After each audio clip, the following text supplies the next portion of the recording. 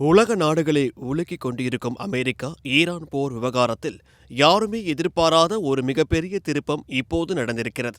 இத்தனை நாட்களாக ஓர்முஸ் ஜலசந்தியை உடனே திறக்க வேண்டும், இல்லையென்றால் ஈரானை தரைமட்டமாக்குவோம் என்று கர்ஜித்துக் கொண்டிருந்த அமெரிக்க அதிபர் டொனால்ட் ட்ரம்ப் இப்போது திடீரென்று தனது பிடியை தளர்த்தியுள்ளார். ஈரானிடம் உள்ள அந்த மிக முக்கியமான கடல் வழியான ஹோர்முஸ் ஜலசந்தியை திறக்கவில்லை என்றாலும் பரவாயில்லை, போரை முடிவுக்கு கொண்டு வர தயார் என்று ட்ரம்ப் தனது அதிகாரிகளிடம் கூறியுள்ளதாக ஒரு பகீர் தகவல் வெளியாகியிருக்கிறது. ஏன் இந்த திடீர் பல்டி? சில நாட்களுக்கு முன்பு வரை எண்ணெய் கிணறுகள், கார்க் தீவு, மின்சார நிலையங்கள் அனைத்தையும் அழித்து விடுவோம் என்று மிரட்டிய ட்ரம்ப் இப்போது ஏன் இறங்கி வருகிறார்?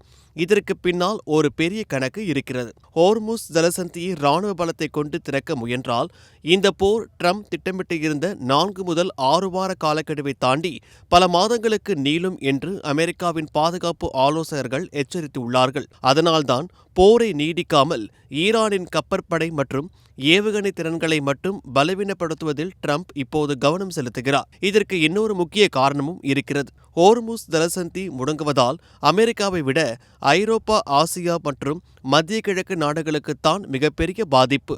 ஒரு நாளைக்கு சுமார் 1,50,00,000 பேரல் கச்சா எண்ணெய் இந்த கடல் வழியாகத்தான் பயணிக்க வேண்டும். இப்போது இது முடங்கி இருப்பதால் உலக எண்ணெய் வர்த்தகமே ஆடிப்போயிருக்கிறது. எனவே இந்த ஜலசந்தியை திறக்கும் பொறுப்பை ஐரோப்பிய மற்றும் வளைகுடா நாடுகள் பார்த்து கொள்ளட்டும், நாம் விலகிக் கொள்வோம் என்ற முடிவுக்கு அமெரிக்கா வந்திருக்கிறது. ஆனால் இங்குதான் ஈரான் ஒரு பெரிய செக் வைத்திருக்கிறது. ஹோர்முஸ் ஜலசந்தியை திறப்பது ஒரு பக்கம் இருக்கட்டும், இனிமேல் இந்த வழியா செல்லும் கப்பல்களுக்கு சுங்கவரி வசூலிக்கும் ஒரு புதிய திட்டத்தை ஈரானின் நாடாளுமன்ற பாதுகாப்பு குழு அதிரடியாக கொண்டு வந்திருக்கிறது. அதாவது இந்த பாதையில் பயணிக்கும் கப்பல்கள் பாதுகாப்பாக செல்ல வேண்டுமென்றால் ஈரானின் அதிகாரத்தை ஏற்று அவர்கள் கேட்கும் வரியை அவர்கள் நாட்டு நாணயத்திலேயே கட்ட வேண்டும்.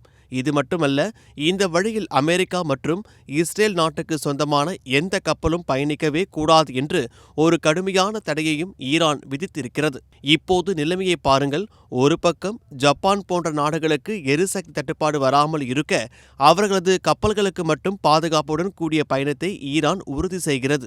மறுபக்கம் உலக எண்ணெய் சந்தையை தனது கட்டுப்பாட்டிற்குள் கொண்டுவரும் ஒரு பிரம்மாண்டமான வியூகத்தை அரங்கேற்றுகிறது. அமெரிக்கா விலக துடிக்கும் இந்த நேரத்தில் ஹோர்முஸ் ஜலசந்தி மூலம் ஒட்டுமொத்த உலகத்தின் கழுத்தையும் ஈரான் இறுக்கி பிடித்திருக்கிறது என்றே சொல்ல வேண்டும். இந்த வல்லரசுகளின் ஆட்டம் உலக பொருளாதாரத்தை எங்கே கொண்டு போய் நிறுத்தப் போகிறது என்பதை பொறுத்திருந்துதான் பார்க்க வேண்டும்.